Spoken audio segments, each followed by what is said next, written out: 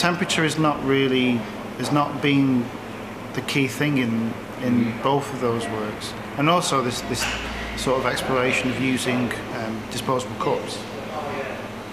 It's just that there's a lot of stuff that goes on when you do have that change that can necessarily be tapped into using microphones or change of environment. In fact, actually, the breakdown sped up, which is the cassette dictaphones into a freezer, I think is probably maybe to do with the fact that I don't know if you could run one in a freezer, or if you did, what would happen. But there's a nice allegory for it, which is that mini disc recorders, and also if you try to write to a CD live, you have to write a constant table of contents to them.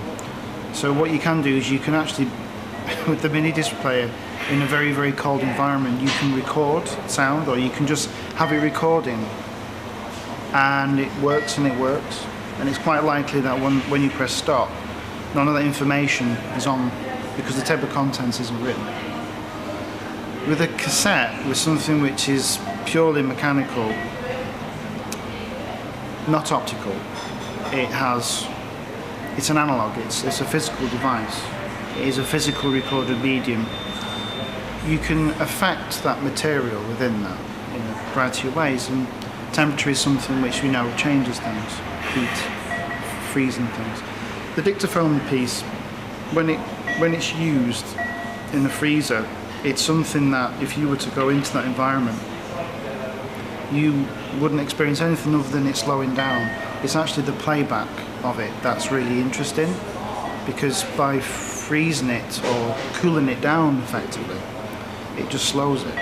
So when you play the medium at a constant speed, it sounds like it's speeding up, which is very fascinating, because it sort of inverts that process, which I think is quite interesting when we think about the playback of recorded time.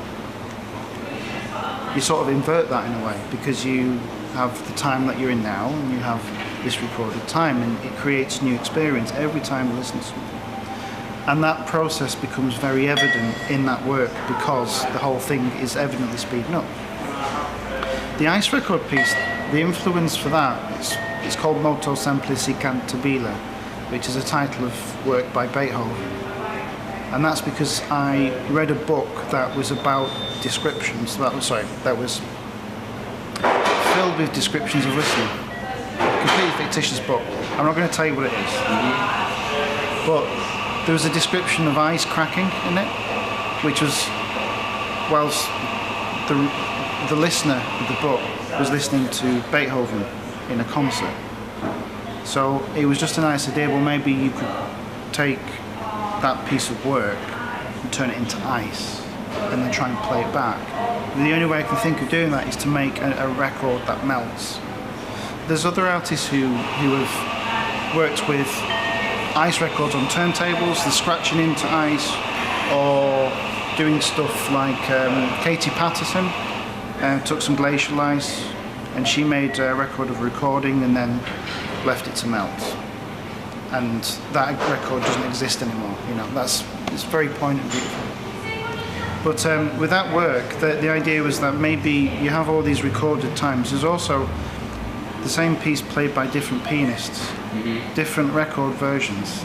So I started to collect them, and then you turn a record into a mold, so that if you were to make that into ice on top of it, you end up with a negative, which is very fascinating. So there's all these different interesting things that I unpicked with it. I mean, even to make an ice record is really hard. I mean, not because it doesn't have much time, but because you have to make it like that thick in order for you to actually get it out. And then you got to put a hole in it, because if you have a sheet of ice that's like this big, and you have a circular hole in the middle, it will crack off. So you have to burn it in when you've made it, and then put it on the record. And it was a performance piece that was commissioned by a gallery in Bury, and I had to have a freezer in the gallery, and I had the moulds put in, and I had to do a practice run. It takes 2 days to make one record, because you have to spray it with water and then freeze it, and spray it and freeze it. So if you pour it with water, you'll get an expansion of gas at the end, and you end up with a block. So you try and make it smooth, and you get it out, and once you take it out, that's it. You have to play it there. But you have to play it there and then, because if you put it back in the freezer, the moisture in the freezer will coat the surface with frost, and you can't play it. So what you hear on the record is a mix of two performances put together, where you hear remnants of recorded sound of description blend into its material, which is just a sheet of ice, and it can't really play anymore. And the recorded sound, or the inverted sound, disappears very, very quickly. It's very challenging to do, because I had three things come in threes to me. I had 3 turntables and I had 4 records, and you put it on and you play it, and then it would go like this, and you put a weight on it to keep it where it is, and then this one would start to go a bit, and it's really frantic, and there's a point where you just go and you have to walk away from it, because it just blends itself. I've only performed it 3 times, and then that was it. It's gone.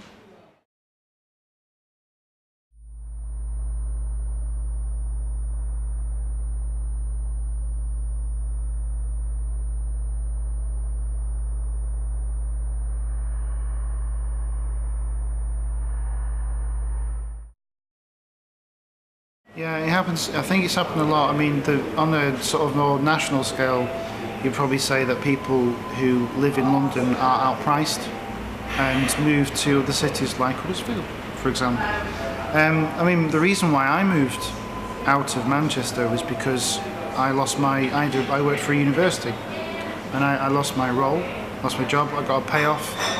My wife and I were about to get married. We didn't want to live in the city anymore. But I moved to a place where I had friends, where I knew that there was some interesting stuff going on. And it's in a nice position because it's between 2 big cities, like right in the middle. It's rural, it's a lot cheaper, space is cheaper. And that was 7.5 years ago. And in that time since then, the small town that I live in has had people from all over this country and abroad just to come to live within the valley for their own reasons.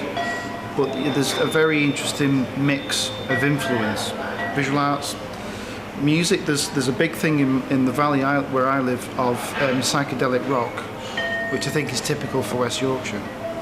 But then that's mixed in with a lot of improv, and then a lot of minimal works as well. And there's venues.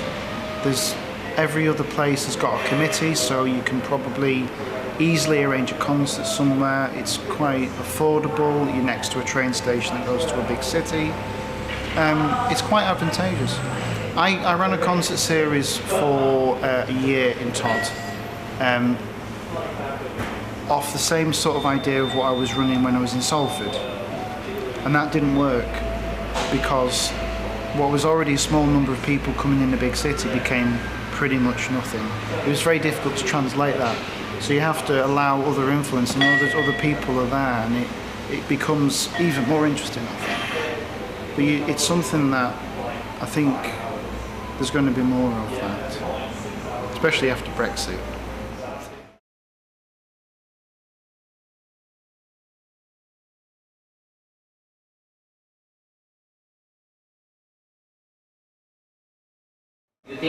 Yeah, it does happen, but I also think that after repeated exposure, you find that some people just accept it as something that they're probably not going to go to that often, and then you have the people who are really game for it. You know what I mean by game? They really want to go to it.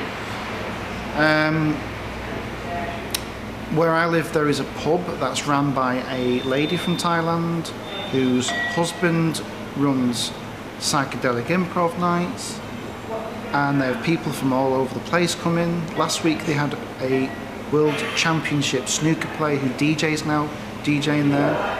It sells out. It's crazy. Some of it's all over the place, but also it's one of the few places where I can go and put something on really small if I want.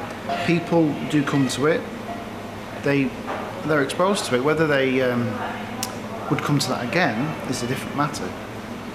but I do think that, like for myself, one of the main attractive reasons is because of moving to somewhere like where I did and getting out to the city, I suppose, in hindsight, is that it allows me more space to do stuff. I could afford a far bigger place. I turned my studio circumstances need to change depending on what I'm working on. That was now met. I met some people who were far more open from other cities and give me connections without having to go very far to other people. And that's, I think sometimes when you're in a big city, it's very easy to get stuck into your own small networks of things that shut doors off to other levels of influence at times. And that I think had happened to me by the time that I decided to leave Manchester. And I work very often in Manchester, and I go to more film things now than I do go to concerts in Manchester. But you know, they're still doing things, and it's nice. And I live here closer to Huddersfield, which is actually getting more interesting. So, which is cool.